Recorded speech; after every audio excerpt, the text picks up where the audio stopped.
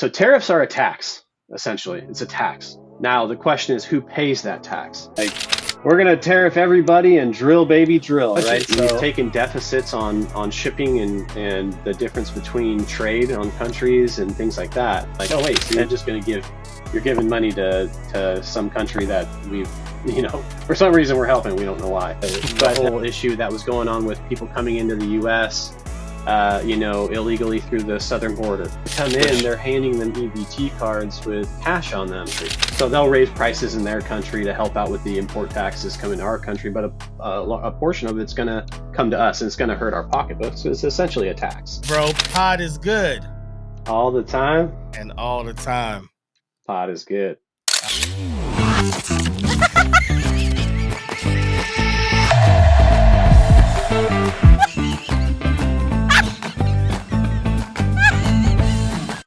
My man, James, how have you been, bro? Thank you so much for coming back with us.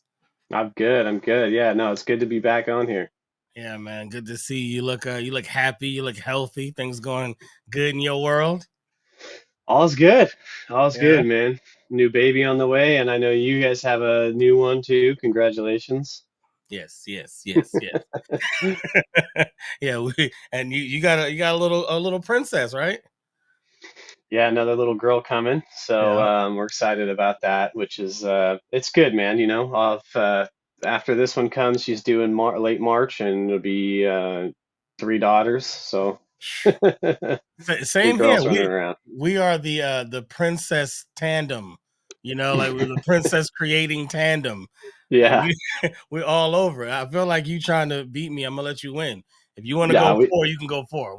Oh my gosh, don't put that on me. No, no, it's good. We need more girls in the world, right? That's a fact. That is a fact. That is a good way to look at it. We are blessing the world with the beautiful energy of women. Absolutely.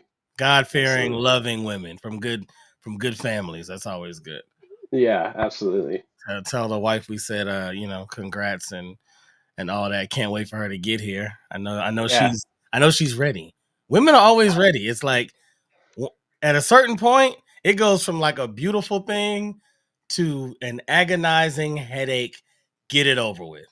Yeah, absolutely. I mean, it's carrying all that extra weight, it's time to get it out. She wants to, he just doesn't want her back hurt anymore. But, all the good stuff comes with it too. I mean, obviously you have the first few weeks with a newborn, that's tough. But after that, then it's like another little human you get to watch grow and learn their mannerisms and their personality. And that's always fun, Oh, true. Yeah, we're in that first couple of weeks right now. Ours is just a week and a couple of days, and right now it's what it is in the beginning. You know what I mean? It's what you expect. It's them acclimating to the new world. They have a few things that they do, and you try to prop them up in front of the camera to get as many cute pictures as you can. The whole room explodes every time they smile or open their eyes because it's so magical. And you're just trying to, make sure that they are good to get to the next phase. You know what I mean? Yeah. And it's good when you have kids at different levels. We have our oldest is 5, and she's, pretty much does everything on her own now. But our second is just turned 2. So she's like just barely talking, and every day she's saying new words, which is amazing. And then we'll have another little one where we're in that baby stage again, trying to like keep the kids quiet while she's taking a nap, that type of stuff. But no, it's good. Yeah, that's lovely, man. Well, again, glad to have you back on. If I forgot which episode you were on previously, but y'all, if you have not heard my man James's story, we had an incredible, heartwarming, heart-touching, gut-wrenching at sometimes conversation about his story, his life, where he's from, how he came up, how he got to the place that he is right now to be the investment shark that he has become to be today, and father of 3 beautiful princesses and king to a queen. So if you guys have a moment, go back. I should have brought it up. I'm gonna pull it up before we get off so people know exactly which episode you were on in the beginning, because that story needs to be well heard, since it's documented. But I contacted you because President Trump says he has like a favorite word, and that word is tariff.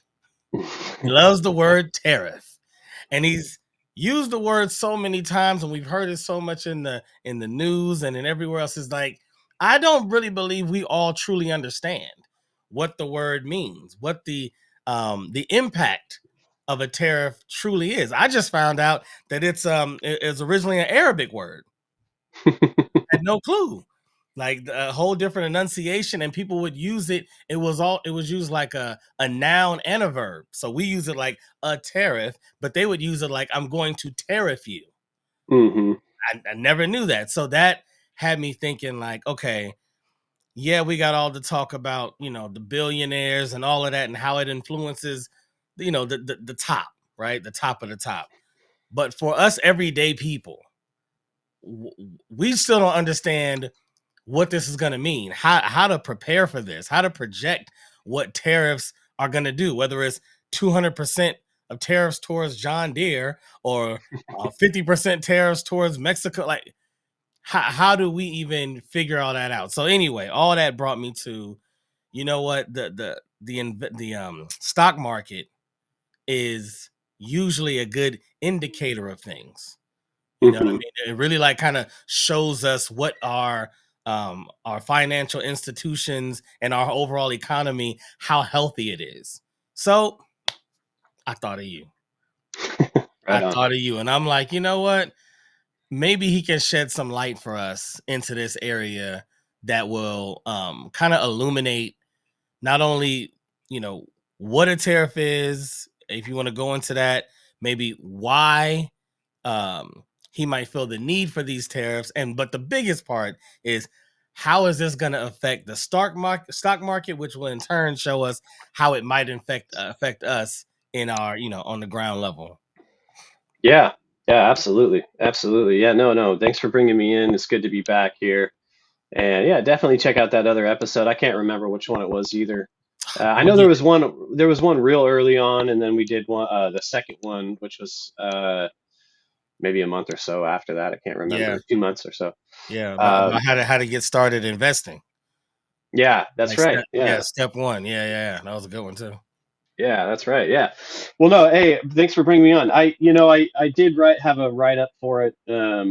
I can always send you the link. You can put it in the description of the podcast if you'd like. Okay. People could read it. It's kind of just my thoughts on really where we will go economically, and most importantly, where markets potentially could go because of some of these changes that he's making. Yeah. And obviously, it's like in his speech, he's like, "We're gonna tariff everybody and drill, baby, drill," right? So, Yeah. and bringing in a lot of people, Department of Government Efficiency, which is a great name, by the way. And love the guy or hate the guy, but I was thinking about this morning, Yeah. and man, he's not even been in there for a month yet, and he's Right. done quite a bit of work. Right. Is it disruptive? Yes. Is some of it good? I don't know. Is it bad? I don't know either. Hmm. Um, it's hard to really tell because we have such our government institution is so entwined with normal day to day life. Yeah. If you think about it, government spending, which is a big part of our GDP and economy, is our government's 25% of our GDP, Hmm. right? So when he talks about tariffs from the past, he's talking about a time where government was sub 5% of our GDP. Right. Right. There you go. Way less than any portion of our GDP. So than we are now. So tariffs.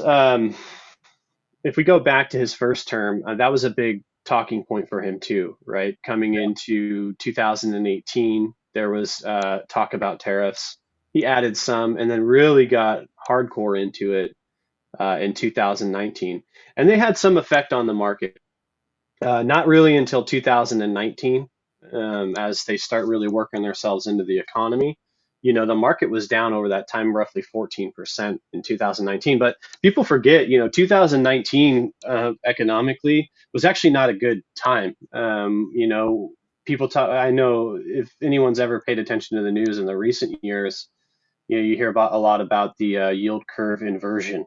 Right? And that's a sign that we're going into a recession, right? And usually it's not the yield curve inversion that causes us to go into recession. It's when that actually reinverts. Is after that is when we go into a recession.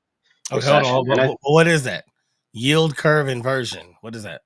yeah, so the yield curve, so the bond market, which is basically all of the debt that we have, and that's all the treasury debt that we have Hmm. as a country. So what happens is the Treasury Department issues debt, right? And that debt goes out into the economy as a bond, so investors can invest in that. That's other countries can invest in it. Our own institutions invest in it. We as individuals invest in it. There's big funds out there that purchase a lot of it too. Okay. And essentially, what that's doing is they're saying, hey, look, we need money.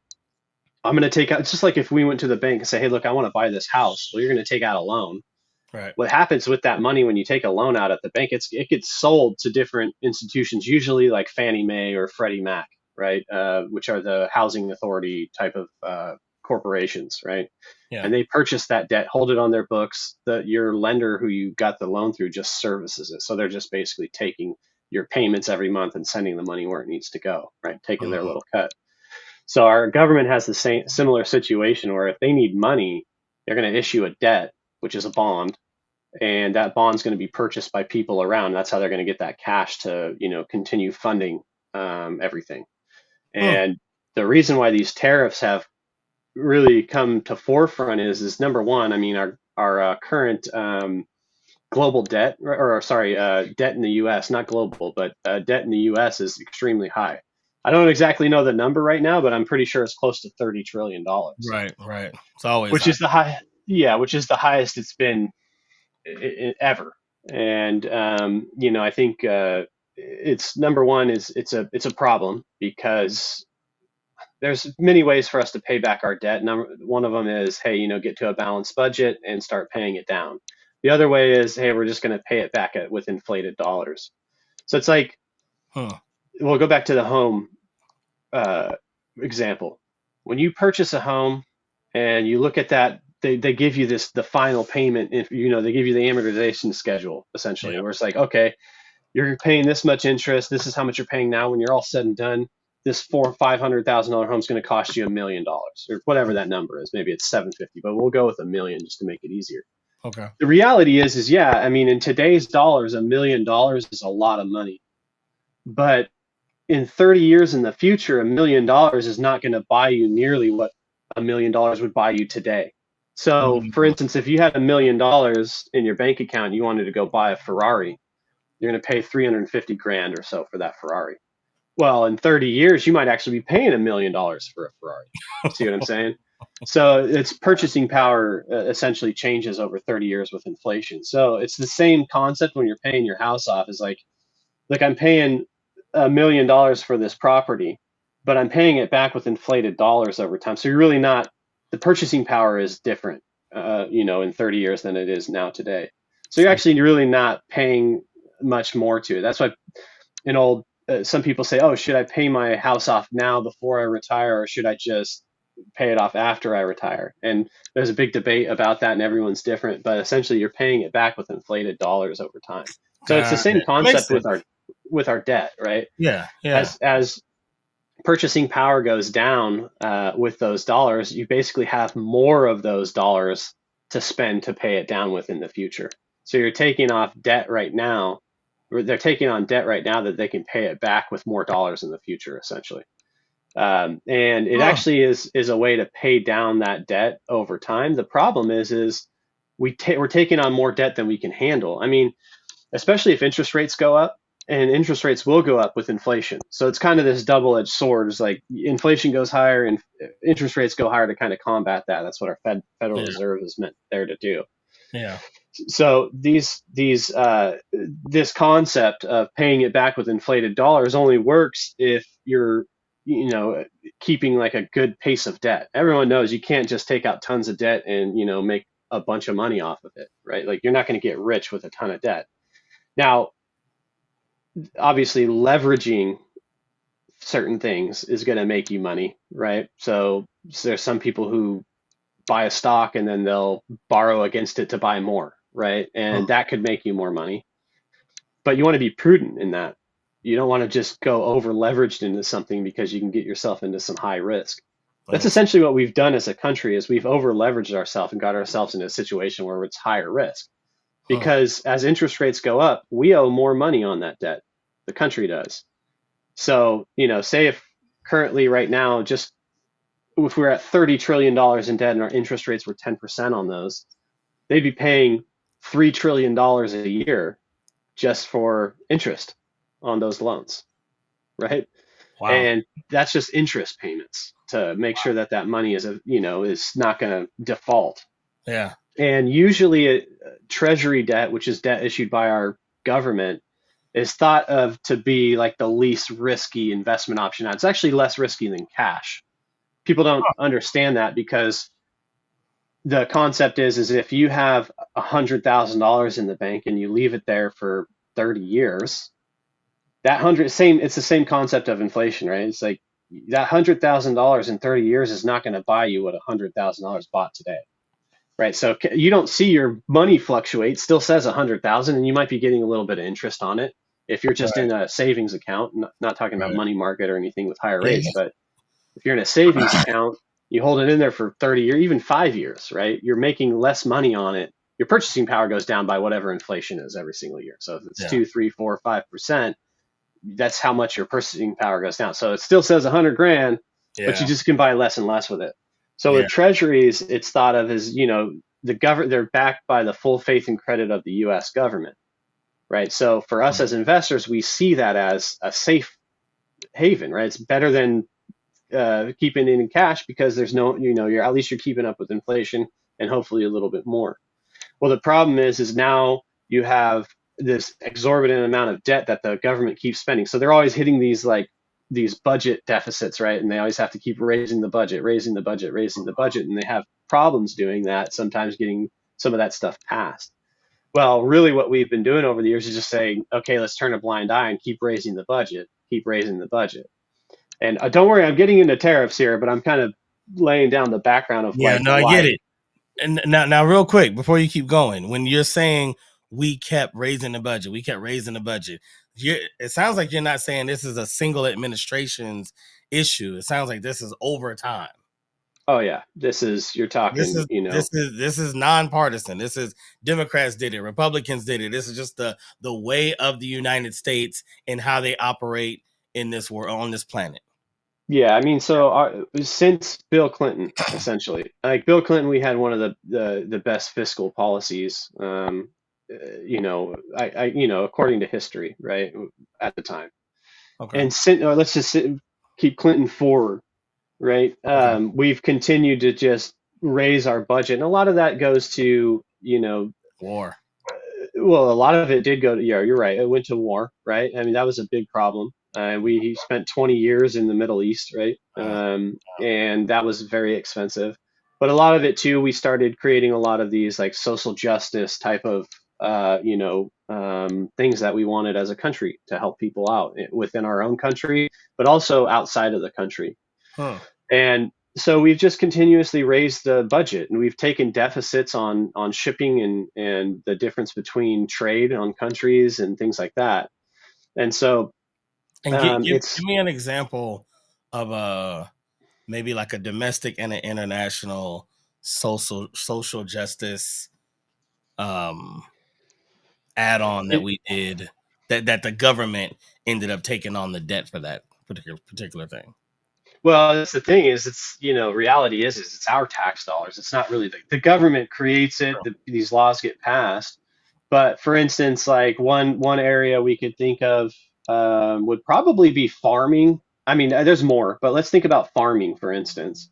Okay. There's a lot of subsidies that are given to farmers, right? Just because farming's hard. I mean, They Mm. aren't necessarily making a lot of money off of it. So what the government does is they'll set ceilings and floors on prices. Like you can't sell it for, you can't sell it for less than this, can't sell it for more than that. And if there's like a problem, say for instance, I mean, obviously eggs are a big deal right now, right? Everyone's like, there's apparently everyone's hoarding eggs. I just read that this morning, right? And they're expensive. I understand it. Yeah, all these Uh, luxurious chickens running around. right. Yeah. And well, I think what it really comes down to is the USDA was going around telling people to kill their chickens because they had bird flu. And Hmm. apparently there's reports that some people actually didn't have bird flu. They killed their chickens, and so there's a shortage, right? And a shortage gets people. Remember COVID? Everyone wanted toilet paper. It's kind of the Yes, same situation yes, with yes. eggs right now. And eggs are kind of expensive at the moment, and it seems that they might actually keep going up in price. So people are hoarding eggs, which is funny because it's a perishable. How long are you going to be able to keep that? But just let's just say like eggs, right? So the government's going to say, hey, look, we're going to put a ceiling on these, and they're like, hey, okay, well we'll put a ceiling on them, but we actually instead of $7 for 18 eggs, we need to sell these for 10 just to break even. So the Mm. government's saying, okay, well we're going to give you $3 per whatever you sell on. It could be like a tax credit, or it could be just it could be something that they're helping them kind of meet the middle on it. So that's one way, right? Yeah, There's plenty of things out there like I mean during COVID, during the whole issue that was going on with people coming into the U.S. Illegally through the southern border, yeah, which I don't want to debate whether that's right or wrong. It's not the point, but the point here is when they do come in, they're handing them EBT cards with cash on them, and that money allows them to go get food, which rightfully so. I mean, if they're coming here, we should be able to help them with food at least, right? But that's a budget not everybody issue. thinks that, but I would agree. But True, not everybody. Some people are like, let them starve. That'll make them go back home faster. But right? We don't want to see starving in the street. It's going to be right, right. it'll be even worse for us, right? But whether they should be here or not is really that's obviously up for everyone's debate. I don't debate that, but the point is Yeah, that's money coming out of our federal budget, right? For to help people come in and give them resources and food. So there's just been a ton of them, right? Internationally, we do a lot of stuff. Like I guess one of the big ones that came out recently was the USAID, mm, USAID division. I'd never heard of it before until this yeah, whole situation went down. right. But think of it from them, like they have been told where they're supposed to go and where they're supposed to help, and they as a organization has decided to branch out from there. And the government's in their mind, they're saying, hey, like if this is not in our interest, if this is not helping us, why are we doing these things? And that's one of the reasons why they kind of shut it down. Mm, But they were just basically spending money, to large tunes, and that was being paid for by us and our tax money. So that was coming out of the federal budget. And they like to they what they do is the government does is they'll have these big bills and they'll pass these big bills and they'll throw little things in there that you just don't notice, yep. and everyone knows that. It's just Yeah. weird random little things. They give them like a weird title, and then you read through it and you're like, oh wait, so you're giving money to some country that we've for some reason we're helping, we don't know why. But so that's another just kind of example of that. But our Yeah. budget, I mean, regardless of what it was, our budget's just kind of gone, haywire to the upside.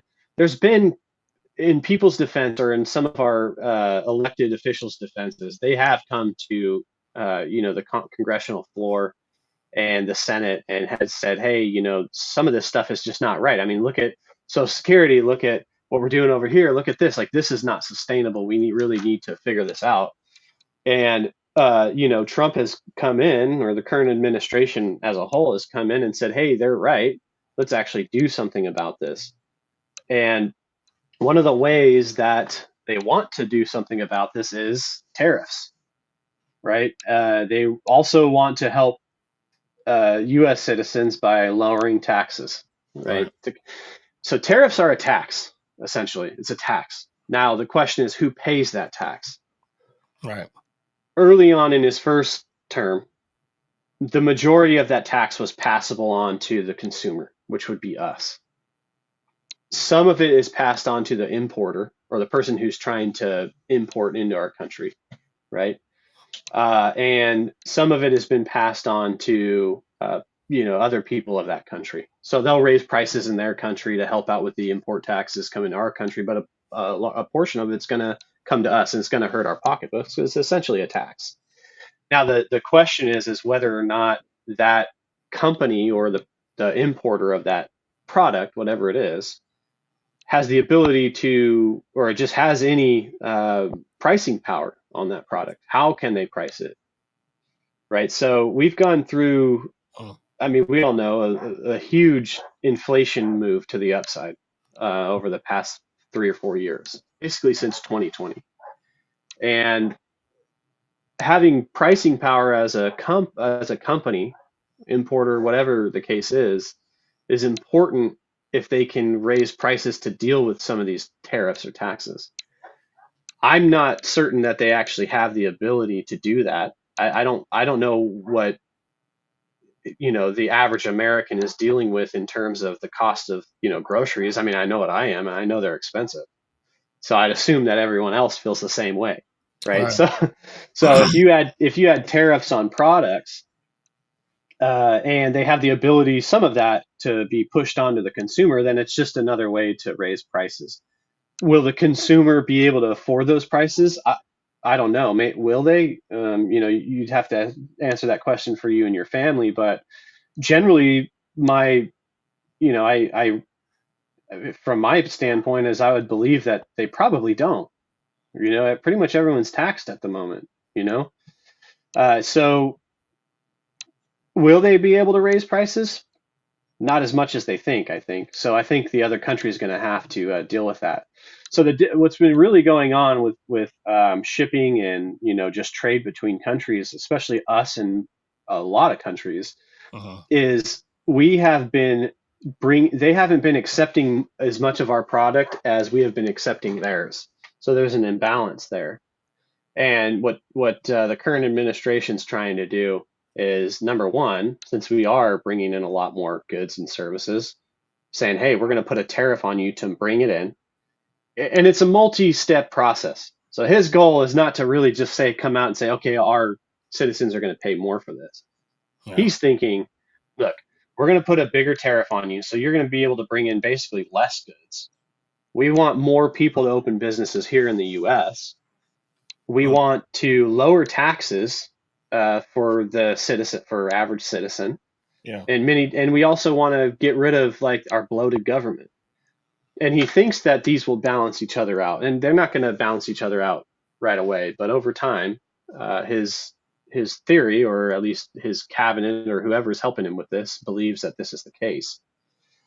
So, for instance, a few things they floated out. Obviously, everyone knows the Department of Government Efficiency, right? So they're trying to look for fraud and corruption, bloat in the government. What do we need to spend money on? What do we not need to spend money on? And that's going to help pay down some of this debt that we have, or at the very least, slow down how much debt we're taking out. Yeah. Tariffs, a tariff on goods is going to bring in more revenue for the U.S. to pay down some of this debt, or again, not take on as much, essentially, in the future. And then as well too, because they're taking on more tariffs, instead of taxing more on us, right? Start lowering taxes in a way that's beneficial for us. So we know that in his first term, he set the current tax code, which is called the TCJA, right? And he wants to extend that, but he also wants to bring in a few more cuts in that respect. So obviously, no tax on tips, right, is a big one. No tax on overtime pay, which is a big one.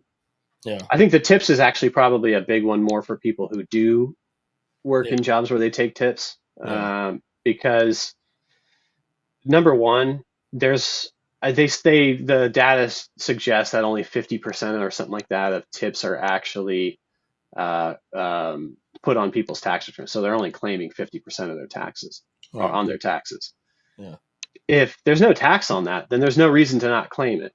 And you and I both know, purchasing a home or large items, the home is the biggest one. Purchasing a home, Yeah. They want to if you see have, income. want to see income. right? Yeah. So you have now 50% more money in tips on there. You might actually have a better chance of, purchasing a property. Maybe not in San Francisco, LA, New York, you know what Right. I mean? On Miami. the Right. Yeah, but maybe, if you live in the Midwest or something, you may have a better opportunity there, That's just true. by, having the ability to claim more. So Okay, I hold think on. Hold that's a on real quick. wonderful idea. Let's put the bookmark right there on taxing tips because I do want to come back there. Um, I wanted to go backwards just for a second because there were some areas that I just want to make sure that everyone that's listening is very clear on because a lot of things kind of get muddied in the media. So let's first start with, and this is going somewhere, but let's first start with in President Trump's first um, term. Hmm. Did he inherit? Do you recall if he inherited a good or bad economy? Yeah, so essentially it was not great. Okay. Um, yeah, I mean, we were heading to recession sometime 2020 2019. Okay. Things weren't phenomenal. They also weren't terrible either because some of these things take time to really kind of work themselves into the economy. You could be talking 18 to 24 2019. months. But That was 20. 2019 is on the back end of his term. He came in 2016, right? Yeah, so that was kind of on the back end. So 2016, I don't know if people remember, but right around that 2015-16 timeframe, oil prices crashed, Hmm. or oil stocks crashed Hmm. significantly, right? There was like a lot of like kind of turmoil within the equities markets. They were starting to raise interest rates again. So things were getting kind of tough within that time frame. Okay. And he was trying to work ourselves out of that through his first term. Um, and the market just went bonkers to the upside when he came in office. And, he was trying to make some changes there. But coming into 2019, it was pretty clear that, I mean, it was like a slow train wreck kind of, as we were watching it, it's like watching a train wreck happen in slow motion, as people say.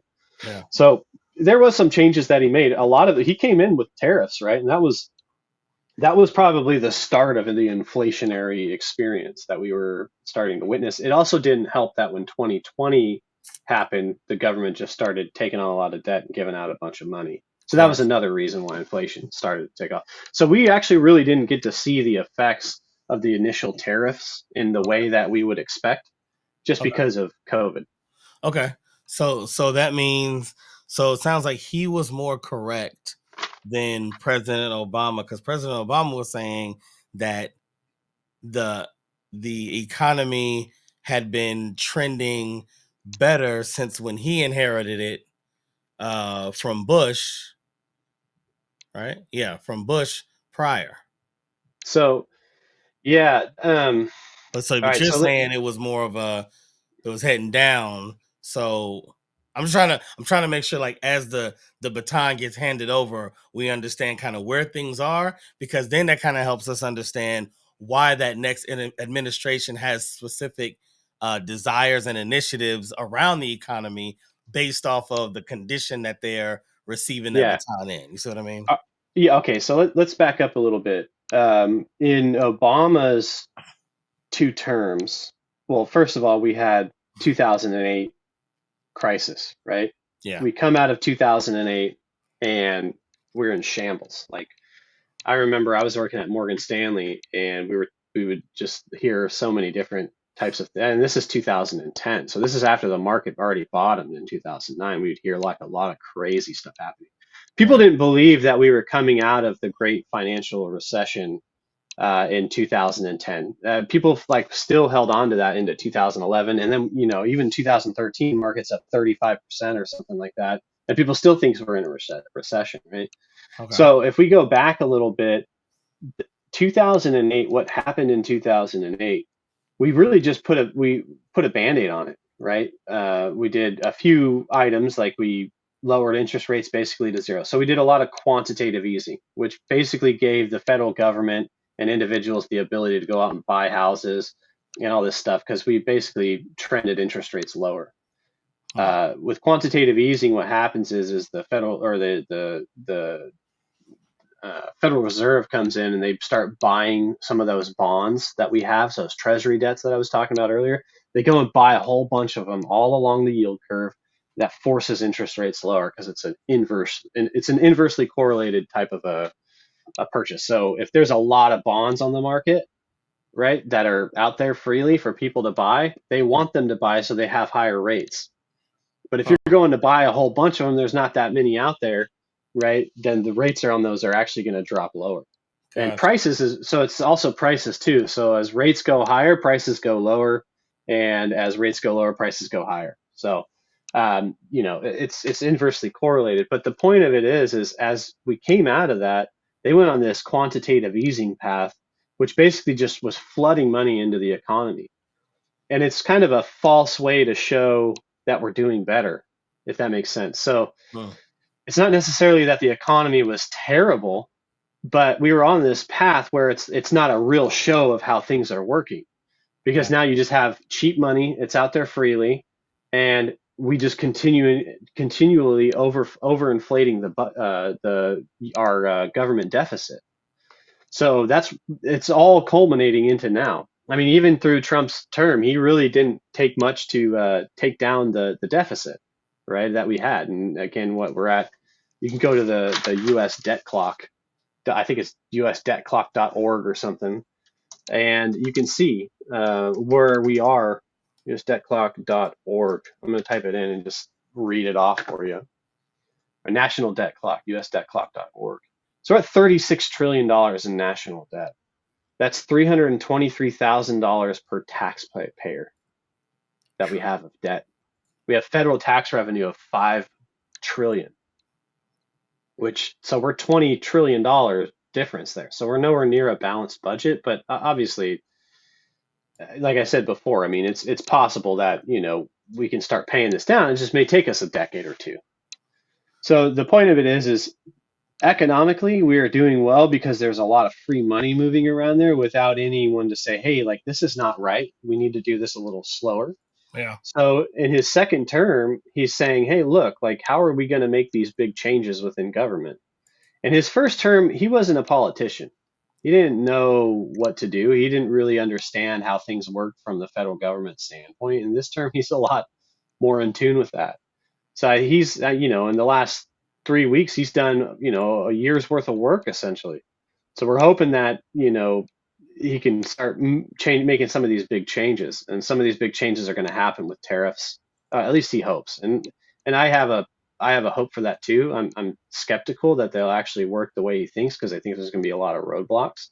Yeah. But a tariff comes in and it's going to affect us individually in some way. I don't know exactly how bad it will be, but we will see probably price increases until, companies start coming here to produce and start coming here to start making products and goods again, because he's really trying to reshore things. But coming back from Obama into as Trump got elected, 2015-16 wasn't a great time, Hmm. right? Coming out of that, we just had continued inflation of our deficit. Wow. So yeah, I mean, a good economy versus a great economy versus a bad economy during that time frame is actually kind of difficult to say what was good or bad, because now we're just looking back 20 years and we're saying, or close to 20 years now, and we're saying, wow, that wasn't the greatest thing to keep quantitative easing going, because now we have a bigger problem than we did in 2008, you know? Got it. Okay. And so, okay. So then the next question was, you said that when it comes to tariffs, um, the government is kind of split three ways as far as like who takes on, the burden of it.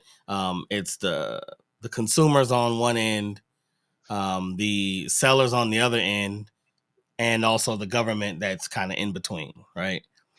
Yeah. So What dictates that? Like, what dictates those numbers and what percentages of those parties take on, what amounts of those tariffs? yeah, so there's no like real formula for that.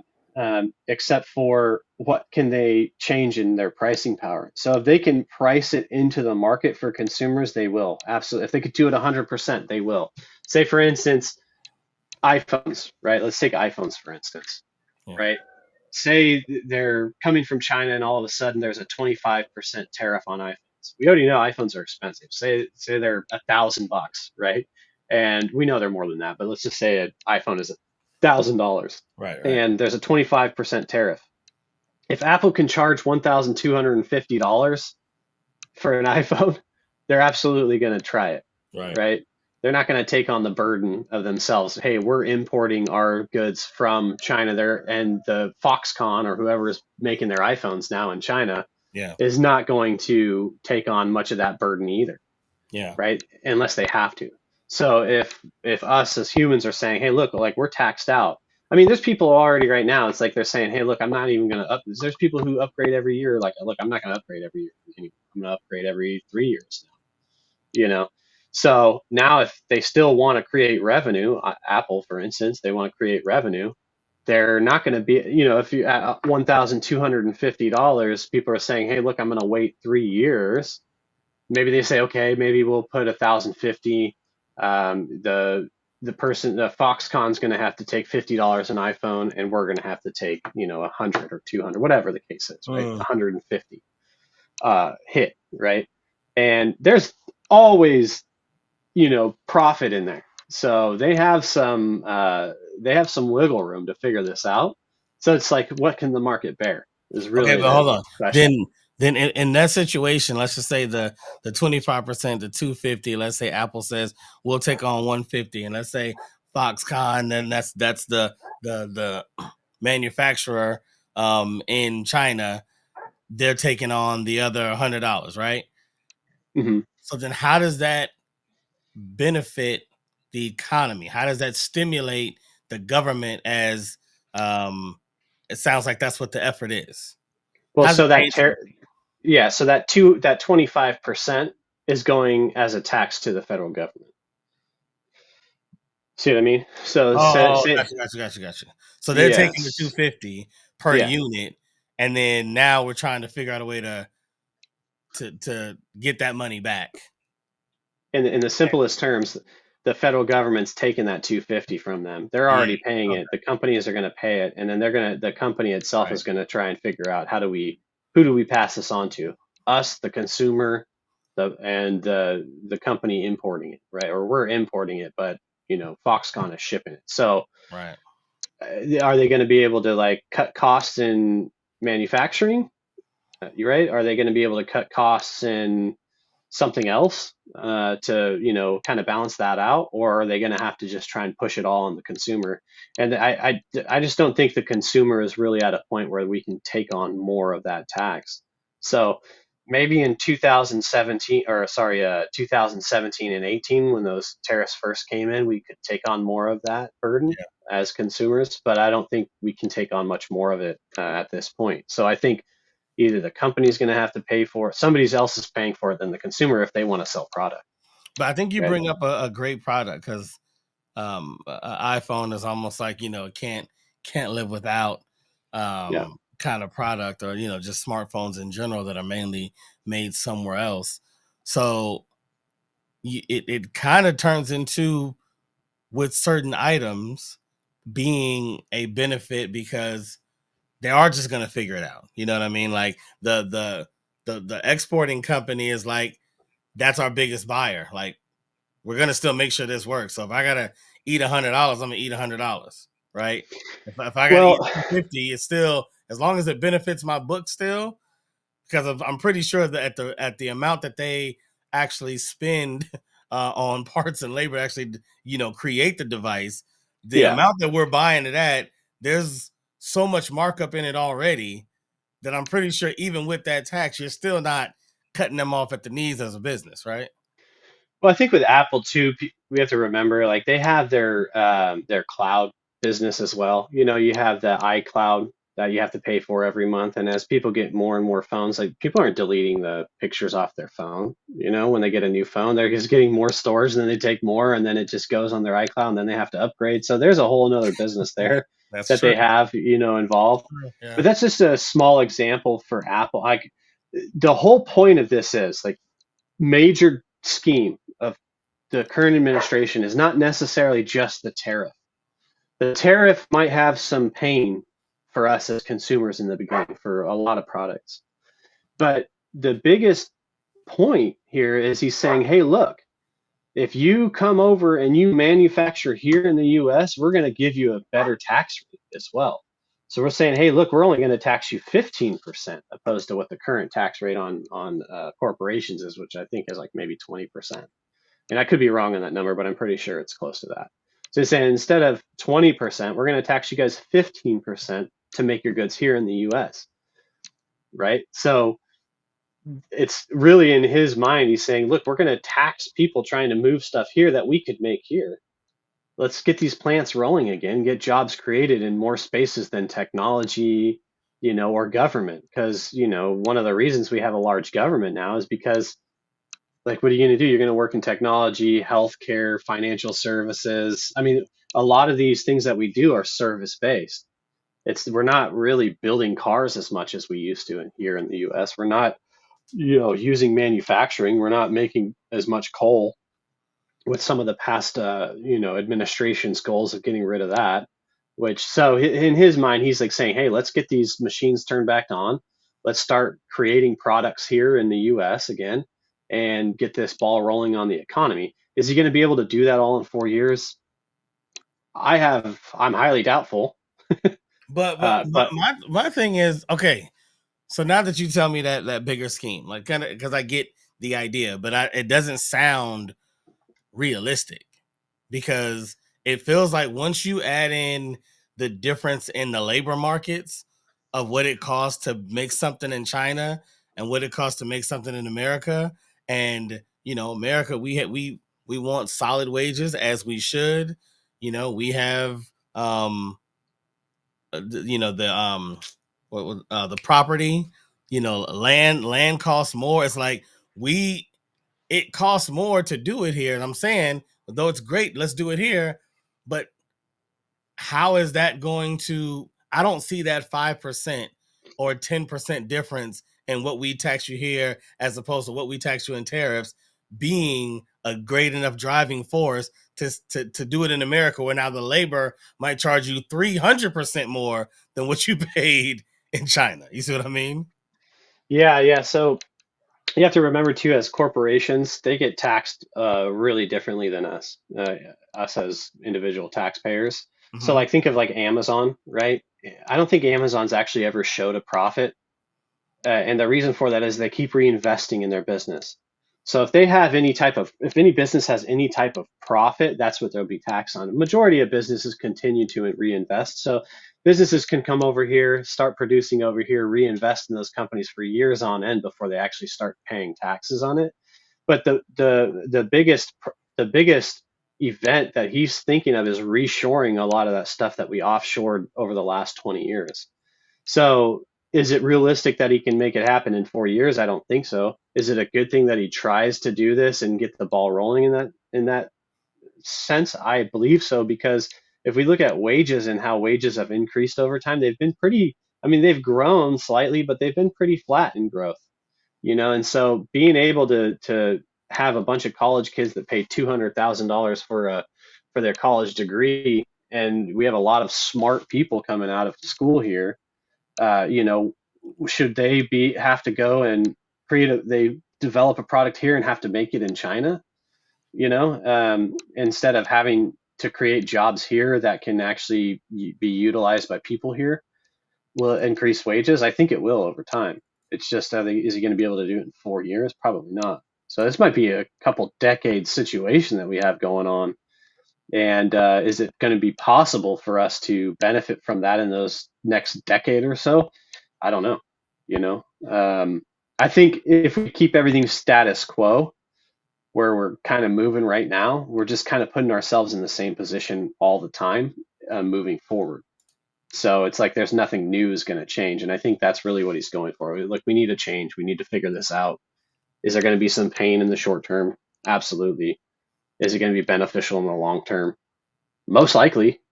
right? I'm just Um, now. I just need you to wrap my head around the reality. So let's go into a little bit of like not so much reality to try to find the reality, right? So let's just say in a perfect world, he's able to pull all of this off in 2 years. That's the impossible, right? yeah, Um, can't happen. No president could pull that off. Too many strings to pull. But let's just say he did it. Boom. Let's say uh, 50% of manufacturing that was offshore has now made it back to the States. Okay, so now let's just focus on those products. Those products left for a reason, right? cheaper labor. Yeah, generally Cheaper labor. And labor in most businesses is your largest um, cost. cost, right? Yeah, Okay, so it's here, right? We have higher wages, we have labor unions, we have um, higher property taxes, and I get that they don't all pay tax. I got that, but we also know that not every business that comes back is going to own the land that yeah, they have a business on. That land might be owned by someone else. They might be in another facility where there's multiple facilities. So there's still higher cost in doing business here. That's what I'm trying to find. Is he saying, and are you saying that all of those costs will still be sub the 25% tariff to where they would undergo all of that movement to then make it here? Is it that beneficial to that company? yeah. I mean, that's a great question, and I don't really know the true answer to that. But from my perspective, depend because the thing is we bring in a lot of our goods from other countries, Mexico, Canada, China, Europe, right? All of our goods pretty much come from different countries at this point. So I think potentially, yeah, it's definitely could be beneficial in the long run, especially if you.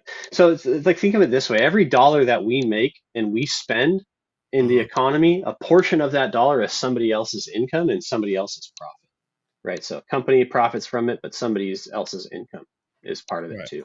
right. So if we have a more robust labor market and more people are working, that problem should balance itself out over time. Now, are we going to bring in goods from other countries, whether that's raw earth metals for things like silicon chips and things like that? Yeah, probably, right? I mean, we don't have a huge resource of that here. We have a So ton now, of so, oil. so now you have to ship that too. Yeah, so well, that's something that needs to be shipped, right? But we have like, this morning he mentioned he wants to put a tariff on steel and Yeah, I saw aluminum, that. And aluminum, yeah. right? Right. But we have major steel and aluminum manufacturers here, right? Alcoa is a big one here. Nucor is a big one here. Alcoa is aluminum, right? And I mean, you just look at their stock prices, they're up, 10, 12% today. They might even be up more, but since the last time I looked at them. So they're saying, hey, look, like we have more competition now, right? So some of those are going to be beneficial for us because we're going to ship those out to different countries. We're going to use them here. If they're more expensive to bring them in from China, we can get a better product here for cheaper. Might as well do that, right? So I think in some ways it's going to be good. In some ways it's going to be difficult. And in some ways we're going to have to try and work out and figure that out as business owners and as investors. And that's what I mean. I don't think this is an overnight situation, but I do believe that if we continue on the path that we were on before, it's just going to make it harder and harder. I mean, essentially, we're talking about a country who only consumes and brings products from other places. So we just design them and bring them here because there's cheaper labor in Vietnam or China or wherever, right? Malaysia, Philippines, whatever the case is. Where now all of a sudden we're boosting their economies just because of our ideas, and instead we can do the opposite. And is it going to be more expensive for the companies at first? Yeah, but I think over time, especially with long-term businesses that are saying, hey, look, like we're planning on being in business for the next 40, 50 years, we can take a haircut for 7, 8 years before we're actually starting to see major profits. And it's just like technology companies. You see a technology company trading on the stock exchanges, and you're like, whoa, this is like a 200 price to earnings ratio on this company, which means like it's trading at 200 times its revenue, right?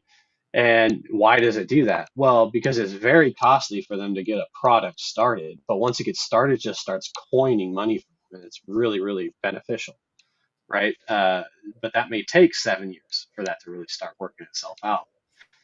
So I think a lot of it is it's going to be difficult to tell exactly how this is going to shake out. It'll be difficult to tell exactly how this is going to benefit us for a while. But having more jobs and manufacturing jobs here, and they're also getting rid of regulation too, right? They're going to try and work on keeping regulation not as strict, so it'll be easier to start businesses. Well, That's some of the biggest problems too, is our regulations are so high. So I mean, they're coming at it from a 10-prong approach.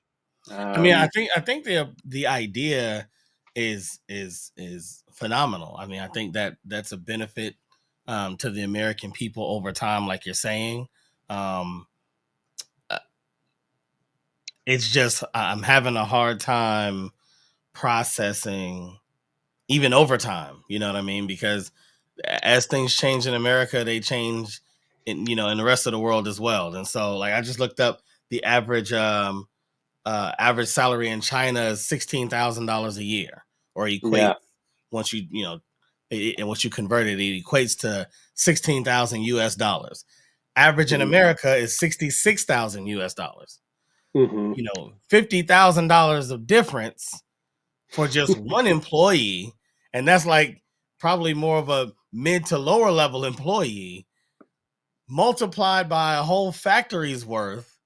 It's like, at what point does it get to, does it equal out to where it's like, yeah, we've been in this for 40 years and now it's really coming true. It's like, and on top of all of it, we know how government works. The moment Biden gets in, he's trying to undo things Trump did. The moment Trump gets in, he's trying to undo things Biden did. And it's like, you're in this constant tug of war back and forth. So who's to say that they even see this 30, 40, 50 year, bird's eye view that we're talking about, to even grasp that? Like, and then on top of that, we do a lot of focus on, removing people from the country. Again, we're not going to argue whether that's right or wrong, but we have more of a focus in university towards tech, you know what I mean, towards everything right here in the box.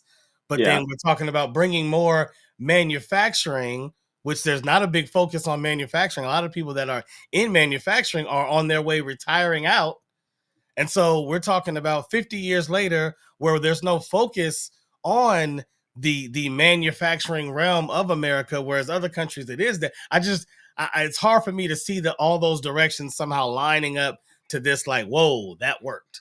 Like, look how America's blossoming now. We're taking back our power. It feels like it's gonna revert eventually. It feels like it'll start. There'll be a pinch. That pinch will get to the point where companies are possibly like gonna go under, and they're gonna go, okay, hold on, hold on. Yeah. Let's reopen the doors back over there. Yeah, yeah. I mean, I don't think that this will stop people from manufacturing in different countries. As a matter of fact, I mean, think of it this way: like if say Apple decides to produce and manufacture, continue to produce and manufacture in China, or maybe they pick a different country, whatever. It doesn't really matter. But then they send their product to Europe, and the Europeans pay them in yuan, right, or whatever currency of that other country. That's money that's not being circulated here in the U.S. too, right? And I'm not saying that I mean, even if we have manufacturing here, so we do some iPhone, we don't manufacture parts here, but we do actually have in the Bay Area, there are Oh yeah, businesses where they have people who actually put them together here yeah, yeah, and yeah. then ship Yes, them out, yeah, sure. right? So we do have some of that, I guess, that part of the manufacturing process here. But I think, like, think of it as think of home building, for instance. Just one concept that has actually been a real big problem in 2008, we pushed a lot of our youth, and myself as included in there, to go to college, not to a like a trade school or Yep, something, right? yep, So you can go right now as an individual getting out of high school, go do an apprenticeship make like 50 grand a year at an apprenticeship to learn how to be work as a carpenter to build homes. And when you're out of your apprenticeship, you'd be making 100, 150 grand a year just working, trying to, swinging a hammer, Yeah. right? And the reason for that is there's not a lot of people who were trained in that. That's kind of shifting away. But what that's caused is home prices to go bonkers because we are really underbuilt in the US because of that situation. Yeah. So if we had more people trained in building houses, we'd be having more houses built and prices would come down because it's a supply and demand issue. Some of that can actually be translated, in my opinion, probably to products as well too. So having the ability to make more of those products, and if there's a supply and demand issue, which means that there would be a pricing power issue as well, Yeah. which may be beneficial for us too. And I'm just pontificating on that. I'm not Yeah. I'm not an expert as well, Yeah. but I don't. but Yeah. you know, so potentially there's that, right? That side of it. I mean, I don't disagree. I do think that something that needs to kind of be, uh, built where it's sold is Yeah. definitely a little different because I think we could both agree that if there was a way to build whatever house you wanted in China and then have it placed exactly where you wanted it, and there was going to be barely microscopic differences, or not, maybe not so microscopic, but there were going to be what you as the buyer might look at as insignificant differences between the house right next door Hmm. that was made there, but that one's 400,000 and the one you bought is 180,000. We would sell a ton more. You see what I'm Yeah. saying? So I'm saying Absolutely. there are certain areas where, like, I agree with you that you kind of have to deal with it the way that it is because it is constructed there, and you kind of need to build around that. You need to build the talent around that. You need to work on programs that allow for funding. You need to work on people's understanding of credit and credit maturity, so then people are able to buy homes. You need to have a lot of different things, programs to help people get homes.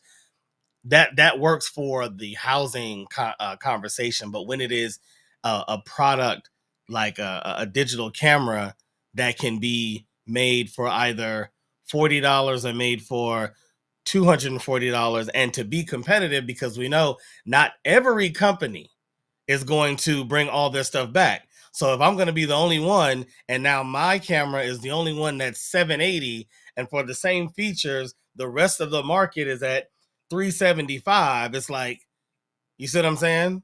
That's a lot Yeah. different than a home. Yeah. That's true. I think. Well, there's no doubt China can make things faster and cheaper, right? But I also think that's a function of competition. So when there's competition, there's an old economic theory called game theory, right? And game theory is all about how you are able to price things. Yeah. But as technology becomes more prevalent in any area, well, obviously technology is prevalent around the world. But when you have manufacturers out there in one significant, like you go to China and you go to a specific area in China, they're all creating computer chips and all of them are manufacturing these things. You have a ton of people doing it. Yeah. Then that allows product, number one, they become more efficiently produced and, you're producing a lot of them. So it's really what the market can bear in price. And if you Right. have a flood of that product, then the price is going to be lower. And I'm not saying that we can come over here and create a ton of competition and start, developing computer chips cheaper than China, at least right away. But, in 20, 25 years, if you have a lot of competition, it could really force some of those prices down as well too. So, I mean, I don't have all the answers to that, of course. Do I think it's beneficial what he's doing? Potentially, Yeah. right? Potentially it is. Is it beneficial for me and you in our lifetime? Maybe. Is it beneficial for our children's lifetime? Probably more beneficial, right? Yeah. For our children. And a diversification of what we do. I just do think that personally, this protectionist approach of bringing everything to America kind of takes us all away from that process we were on of a world economy opposed to just separate economies. And there's an effect to that and that could bring on unintended consequences like war. I mean, it starts off with It's like, think about World War II, right? It's like it starts off with like sanctions, right? And then all of a sudden you're getting bombed in Pearl Harbor because we took too much oil away from Japan, Right. you know? Right. So, I mean, there's always unintended consequences, and who knows? Like, he could start this situation, and all of a sudden, geopolitically, things escalate. Because the thing is with tariffs, so that's not just that's not just an economic policy. That's also a geopolitical policy. You're Hmm. like basically saying like, hey, look, we're going to start doing all this on our own. I know your country's been making a lot of money on us, and China's in a pretty difficult economic stature right now. So they're saying, hey, look, like we're going to take, if we're going to take a haircut here, now all of a sudden, who's to say that doesn't escalate into something that's a little bit more, face to face, opposed to just like, adding sanctions and tariffs. So, Yeah.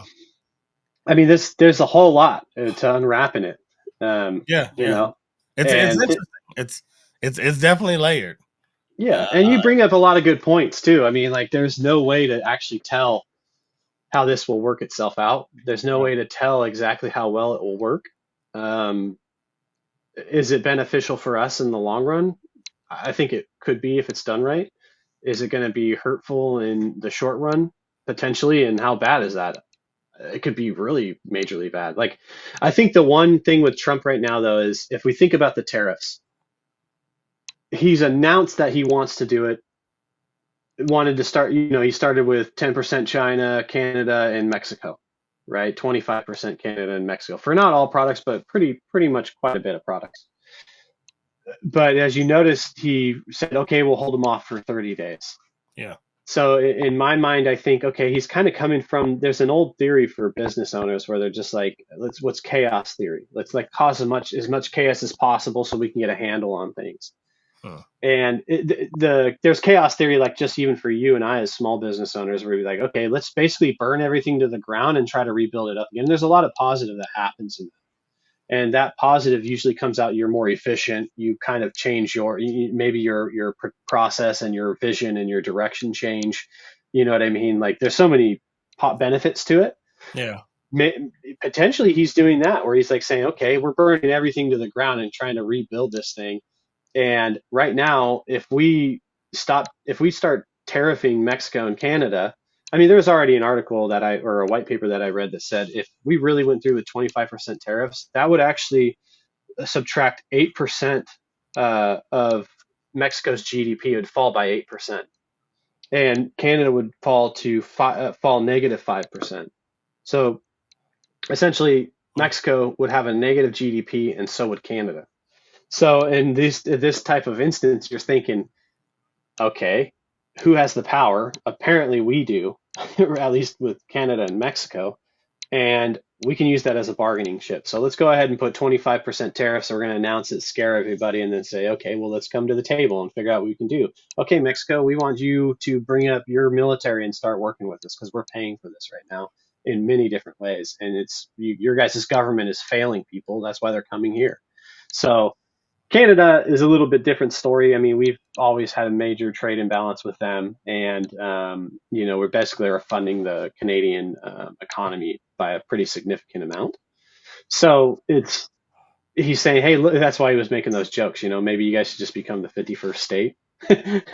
Like, that's kind of a silly way to put it, but the Right. point is I think he's Yeah. just They didn't take it like a joke. right. Let's Yeah, they say didn't. it that way. They were. No Yeah. one took that in. They were pretty upset about that.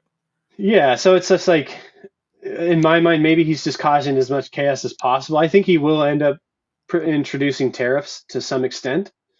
I don't think it'll be as high as the 25% that he's come out with, because he's like, hey, we want some concessions. You guys do these concessions, and then we'll drop it down Got significantly. it. I mean, so Okay. All right, so I appreciate all that. So that was my apologies. I had some questions that definitely derailed us. Let's get back to the bookmark, which was taxing tips. So you were kind of there, and I think we're kind of exploring how some of these policies are trying to benefit the American people.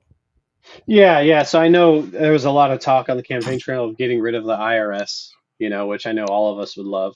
But but the reality is like, we still do have a lot of revenue come from that. But in his mind right now, he's thinking, hey, let's extend these tax cuts that I did in 2017. Let's stop taxing uh, overtime and tips. And overtime would be beneficial for like service. So for people that are paid hourly, right, and they do get overtime, that would be beneficial for them. They'd have more money for their families. But especially like people in the police force. I mean, I have a client who's a sheriff in our area, and he has to work overtime just to kind of make ends meet, him and his family. And overtime is taxed pretty heavily, so that would be beneficial for them. Just you have more money, more discretionary income, you spend more money, discretionary income. I'm gonna be honest. I didn't even know people reported tips. Like I know Yeah, people that have that they work in restaurants or whatever, and they make tips. But I've never heard anybody talk about reporting those tips unless they were in a situation where they work in a restaurant where a lot of the tips end up getting put in with the bill and they're yeah, paid through the credit card. yeah, Then they get they get taxed, obviously. But that's why I've always heard people say, oh yeah, make sure you tip in yeah, cash, because then it can go straight to your yeah, server or whatever. And yeah. so I didn't even realize when he first said it. I'm like, it just sounded like something for votes, to be honest. It sounded like, how do I find a way to talk to the regular person? You know what? There are a lot of servers in in America, a lot of restaurants. Let me speak to those people. Yeah. A lot of casinos, a lot of bars, and that's a whole flood of votes that I can potentially get, even though in reality it didn't seem like a huge deal, but it sounds like it's a bigger deal than I realized. Well, yeah, I mean, there's Uber drivers and DoorDash, and there's a lot of tip Mm, industries out there. Like, and then think about it this way, man. Like, there's people like in different states where their minimum wage is not very high. true. And yeah, if they're a server in some states, their minimum wage is even lower, and then they live off their tips. Right. And yeah, you're right. I mean, I know a lot of people aren't putting those cash tips on there, Right. right? Right. And At all. if you're gonna go buy something that's of high dollar value that you need to show your income for, and you're not taking that extra $5,000 in tips that you're getting, maybe you're not going to get approved for that loan that you're trying to get, that type of stuff, right? Just because you needed 5,000 more. I don't know. I'm just throwing Yeah. it out there, but if they are able to put those tips all on there and not be taxed for it and use it for their advantage to take out loans or whatever they need to do with showing their W-2 and income, I mean that's beneficial for the entire economy over time Absolutely. at least. Absolutely. I do see And it. so I mean think about like you can go buy a house in I don't know, let's say like Mississippi, for instance, right? Like let's look at properties in Mississippi. I mean, I'm sure you can find a nice house out there for under $100,000 still. I'm not, maybe it needs some work, but there's people out there who may not make a lot of money and they live off their tips that they, now all of a sudden they can put it on their W-2 or their 1040 at the end of the year, and now all of a sudden you're making a little bit more money, put you in that boat of getting an actual property. Yeah. So that's a benefit, right? Yeah. Absolutely. And Absolutely. when people buy houses, they buy bigger ticket items too: washers, dryers, dishwashers. They're hiring local contractors, so it's all kind of a perpetual thing. You Yeah. know, so that's a benefit. They're also talking about raising the SALT tax, so your state and local tax deductions, raising the cap on that, um, and then closing the carried interest loophole, which for you and I doesn't matter. These are more for like really really rich people, like billionaires and stuff. And He always has to have his stuff for billionaires, boy. Well, Yeah. he's actually closing the loophole on it, so actually making it harder for billionaires to use that as as a Oh, benefit for their taxes. So he took an example where he said, okay, at this what was it? Was it like the LA Lakers? I don't know. It was some sports team. He uh-huh. said, okay, there's a lady in here and she's hucking peanuts and her tax, she's in a 22% tax bracket essentially.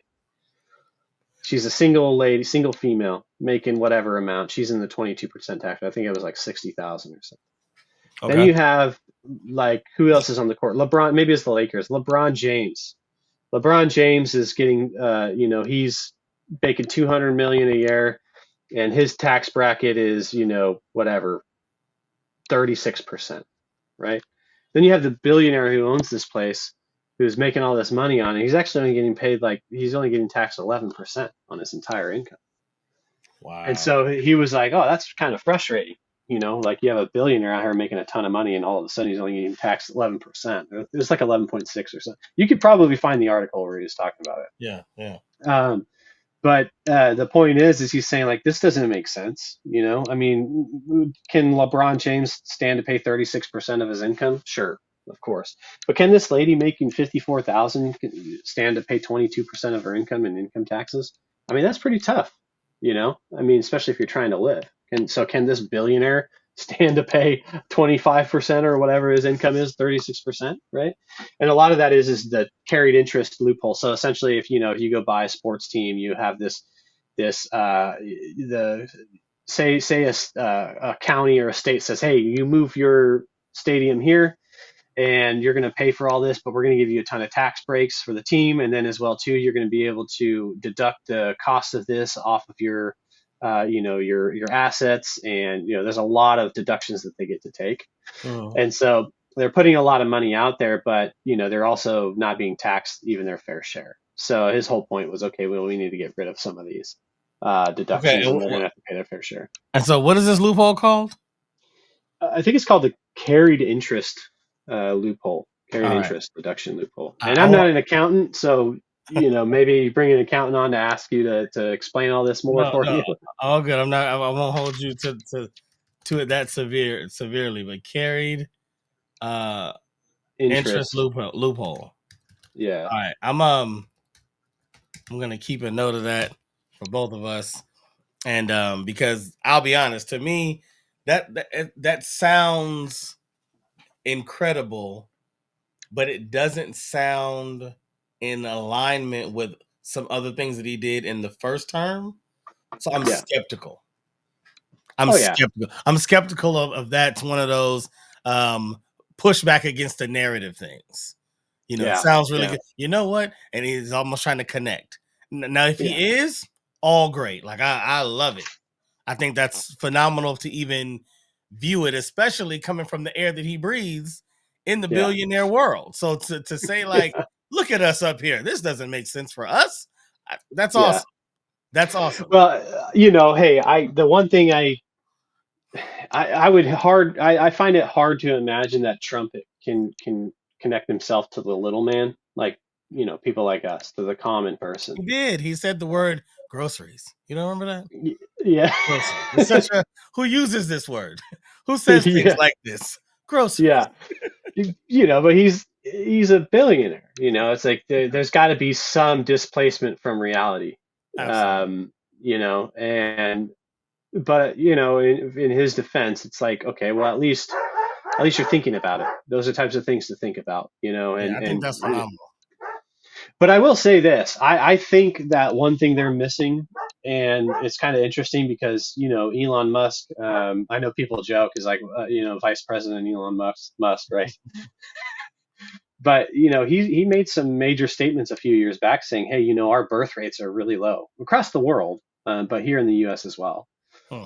And he, from me and my perspective, it's like, okay, you added all these, you're going to extend the 2017 tax cuts. There may even be some more tax benefits that he's adding in there, but these are the ones that I kind of wrote down here.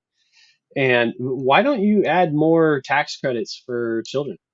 You know, get more babies out there. I mean, think about it this way: if we go the way that we're going in the next 20 to 30 years, if less and less people are having children, how is that going to affect real estate? How is it going to affect the job market? How is it going to affect the services markets? Right? I But mean, clearly, you'll have people don't care about that. I mean, yeah. the things that you just named were some of the main things that Kamala like campaigned on: housing, Well, and babies, and families, and tax credits for children, and people were like, yeah, yeah, Yeah, maybe they just didn't see the sincerity of it, right? So, possibly. but I think that's what I think that's what we deal with across the board, because I don't trust yeah, either one of them with, like, no matter what they're saying on both sides. I'm always like, yeah, you know what I'm yeah. saying? So I think that's an issue. Sounds good, right? Yeah, I Yeah. think that's the issue across the board with politics. I did not believe that it was gonna definitely be drill, baby, drill. Yeah. I still don't think that it's gonna be as much as people think it's gonna be. I didn't Yeah. believe that the whole wall was gonna get built and that Mexico was gonna pay for it. I didn't believe that every every student loan was gonna be forgiven. I'm always kind of like, we'll see. Yeah, it's like look over here, don't look over here type situation. Exactly. Yeah. No, I agree, right? I mean, my grandpa used to have that saying. He's like, "Oh, only good politician's a dead one," you know. He'd say that all the time. But he'd be sitting on his chair, like, "Oh, listen to me, Jimmy. Only good politician's a dead one," you know. Call me Jimmy. Hey, yeah, gotta call you Jimmy. So, I mean, yeah, there's who knows how all this will shake out for sure. But I do think that, having tax cuts for the next generation of children is very beneficial, That's because there's huge. a lot of people out there right now that are making good income. Yeah, They're getting married or not, and they're saying, "Hey, look, I'm not going to have kids. What's the point of that? I'm rich.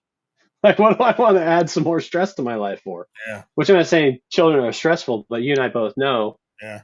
I mean, it's a different part of your life. It's a different season. It's not that it's stressful. It's just something new and you Well, enjoy it it. depends Well, on your most people do. parenting. If you suck as a It's parent, true. it can be very stressful. You know, Oh, for sure, you don't for sure. create the proper foundation and building blocks.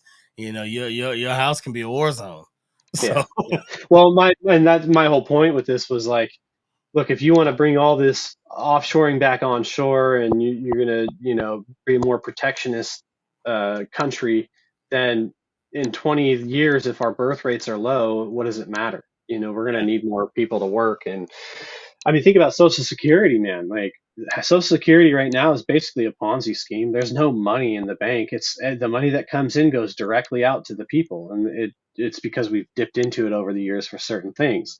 hmm, But now all of a sudden, if our generation is having less children, then Social Security is not going to exist for us. And then we're like, okay, well, why were we even paying this? you yeah, know? yeah, So yeah, yeah, I yeah. mean, I get it, that. it's all give and take. Focus on the next generation is always good. It's That's always good. right. As I hate watching. I forgot what event it is, but the when they're all I should know this. Still a little early for me. But when the Republicans and the Democrats are all in one room and they're like split half and half, and the whoever's addressing whatever president or whoever's doing the address says something about children, and like Yeah. one side stands up and the other Yeah. side, and you're sitting there like all he said was, kids are cute. Like can Yeah. everybody get up for this one thing? Can we just all agree? Can we all agree Kids that are important. right, that a healthy baby is better than an unhealthy baby? Like, Yeah. is that's an issue Yeah. as well? Okay, I always mean, good. and it's true though too. It's like whenever they do talk about children, though, they kind of just like talk about them as if they're like just a some type of economic benefit, right? Opposed to like really just being another human being that should be in the Right, world anyways. But right, right. It's so yeah, I weird, mean, man. It's so yeah, weird, so weird. Politics yeah, can get very weird very fast. You know what I mean? oh yeah, It really can, and unfortunately, it consumes our world more than ever before. That's why I appreciate you being here to talk about, at least an element of it. We, of course, talked about a lot more, which we always do, in our conversations, whether they be short or long. You and I are always going to have a good conversation. And yeah, so, um, even exploring one specific piece of it, around the tariffs is good for us to really start, talking to each other and listening and hearing things out. You brought up some things today that I didn't know. I didn't realize um, had such a potential for a positive effect. Um, Yeah. and I agree with you because I kind of thought the same thing. At first, the narrative was like, oh yeah, New York Times said Trump blinked. Trump found out that they're not going to stand for it either. Yeah. Because that's how everything is. It's always political warfare. But I was thinking the same thing. Like, well, maybe this was all the idea. You know what I mean? Maybe this is, Jake Paul telling you that he's going to fight his brother. You know what I mean? It's Yeah. like you haven't heard any promotion about Jake Paul since Mike Tyson. That was underwhelming for a lot of reasons. And then the next thing you hear is Jake is going to fight Logan. And you're like, okay, but it's so crazy that it makes Yeah. people go, really? And then, now you lean in again. And the Yeah. moment you lean in, you find out, oh, okay, they're not going to fight, but maybe I'll fight this person. We're at the table again. We're here. We're Yeah. interested. We're invested one more time. And so it comes across like maybe that's what the 25% tariff and the 50% tariff that he talked about during the campaign trail was just a measure to get people to the table. I'm hoping that was the idea overall, all along. Or yeah, or else it's like, hey, let's Jake Paul's gonna fight whatever, whoever, right? And say Manny Pacquiao or something. The reality is they're just doing it for the money. Like it doesn't really matter who wins. I'm still gonna make like 30 million bucks, right? Right, right. That's it. That's it. You know. That's what it comes down So to nowadays. yeah, so hopefully it's not that, right? Right. But yeah. So all in all, it sounds like you are saying that it is hard to tell right now if the tariff is going to be immediately beneficial or hurtful to the American people. But the idea is in the long run for America, we are going to begin to navigate back to um, onshore manufacturing, which is going to create more jobs, which is going to create a more robust, workforce, and which is going to strengthen us overall in not being so dependent on other countries for everything, and Yeah. basically be good for our stimulation. That's at least the hope and the direction and the reason for this. And it's not so much of what people were starting to feel like it was just some level of a political warfare or some level of a, what they used to call it, chicken. Was it chicken? Yeah, game of chicken. Yeah, like Yeah. a game of chicken. Like who's gonna jump first, basically, Yeah. and we're going to just feel the whole grunt of it. Like you said, it is a tax.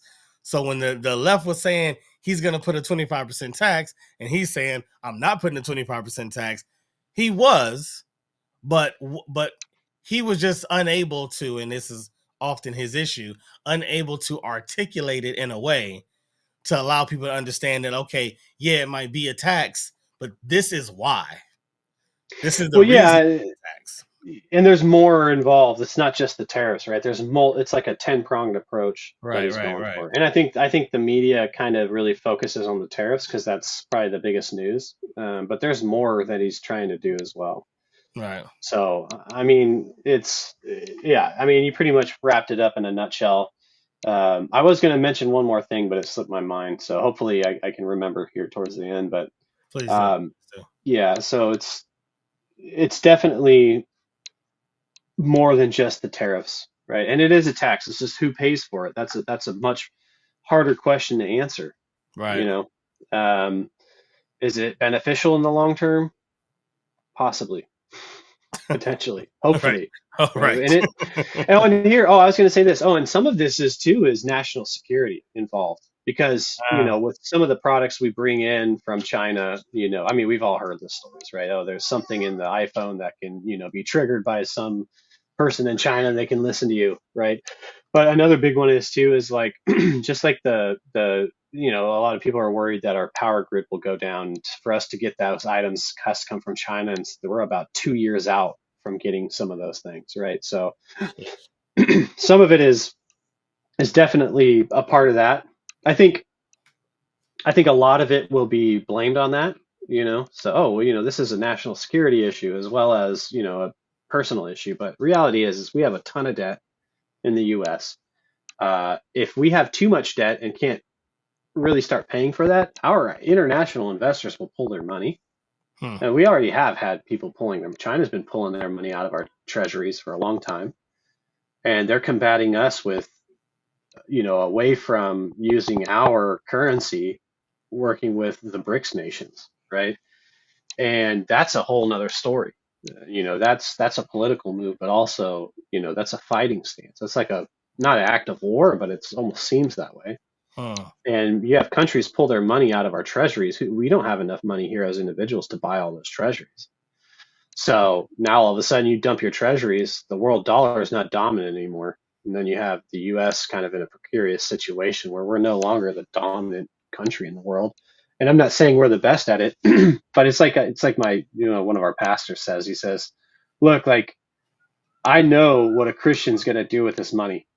I also know what somebody who's not a Christian is going to do with this money, and I'd much rather put my bet on somebody who's a Christian, right?"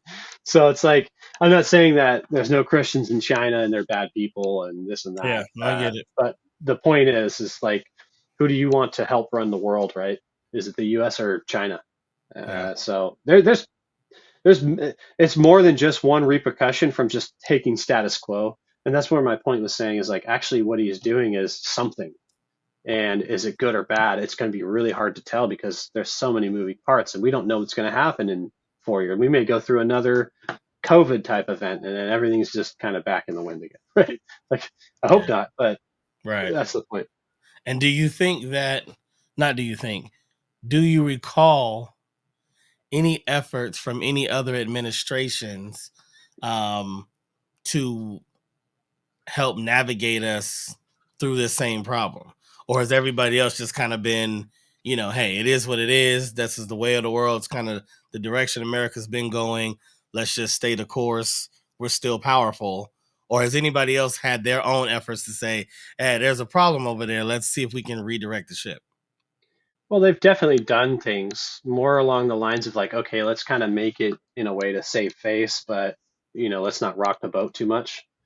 Huh. I mean, if you look at different presidents as they get in office versus the time they get out, I mean, you see how like just worn they are, right? I mean, unfortunately, Biden, like, man, poor guy, like, I mean, he did not look good coming out of office, right? I mean, Yeah. he didn't look phenomenal going in, but he didn't look that bad.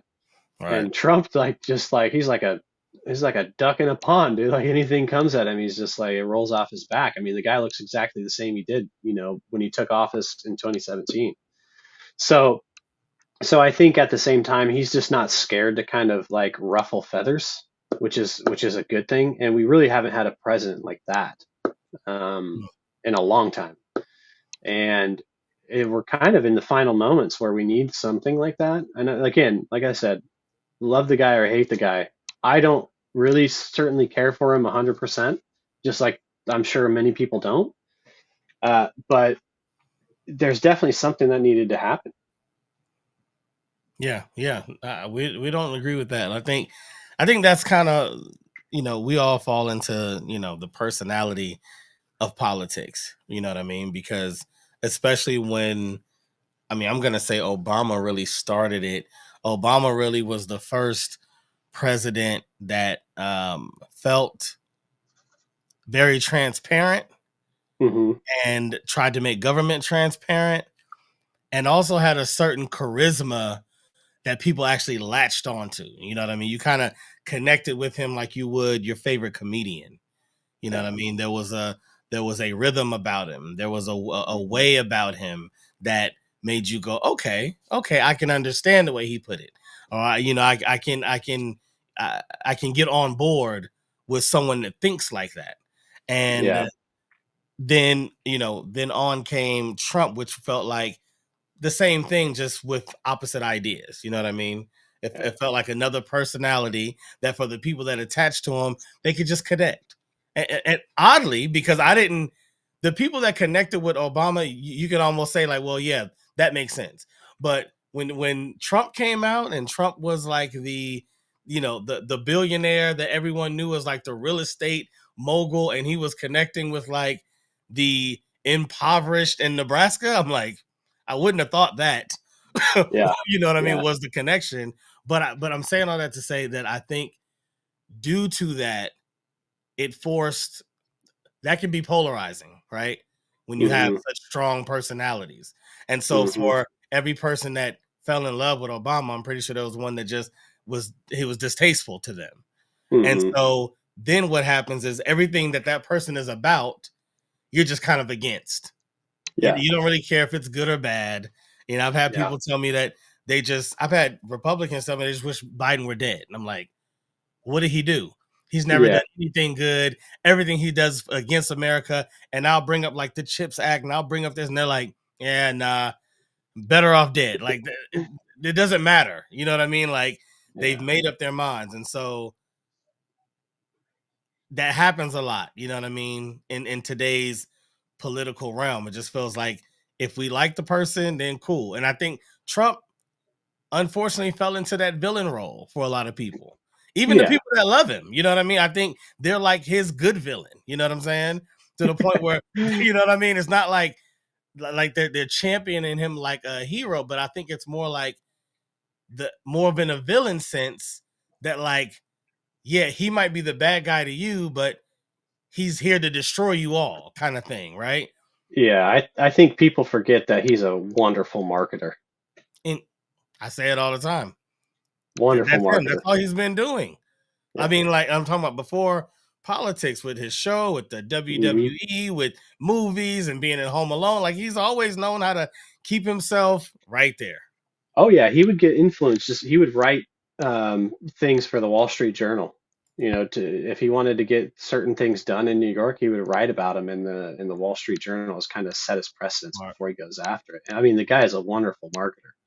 So is he doing everything in our best interest? Can I be 100% honest? I don't know, but I do know this. He's a businessman. He owns lots of real estate. So the one thing I do know is he doesn't really want war. That's not good for his business. And some of the things that he's doing right now are actually going to be good for his business in the long run. Right. So if as long as his interests rely with how his businesses are running, they actually do help us and the small man in many ways. Because if people spend more money, they have more potential to get into his places that he owns and spend more money with him. Which is not, I'm not, most of his places aren't geared towards billionaires going to them. He wants the general public. So if he can benefit us for that, then hey, all for it. If he Yeah. benefits the country as a whole in the long term, then that's even better. Yeah. Again, like he's a great marketer though. And people who get upset saying, "Oh, Trump's this, Trump's that." Some part of me thinks like, hey, like maybe he's just taking on this role, and that's really not how he is all the way. Maybe he's understanding like, okay, well, this is what these people want, and I'm going to try and do that for them. That's why I got elected. I mean, he's kind of doing a lot of the things that he was campaigning on, not all of them, but he's starting. That's a good sign. I'm not sure how this will all work out, but um, hey, I mean, it's only 3 more years, right? Or four, technically That's, still 4. It feels I like it's know been a year, it but feels like a year. I get it.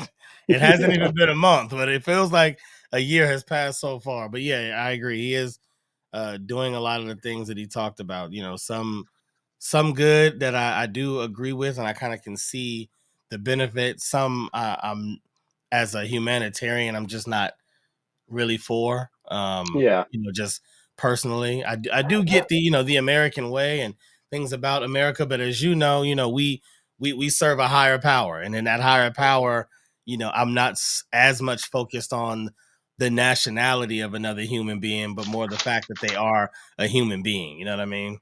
yeah, absolutely, So absolutely. I think that's where my lines get crossed. But hey, I think this was good, man. I think we got another good one for the people. I'm gonna think of what next, to bring out. I did want to make sure that I let people know. It was the Pod is Good episode 12. If you go back, check out episode 12, you will see my man James and hear about his amazing story and be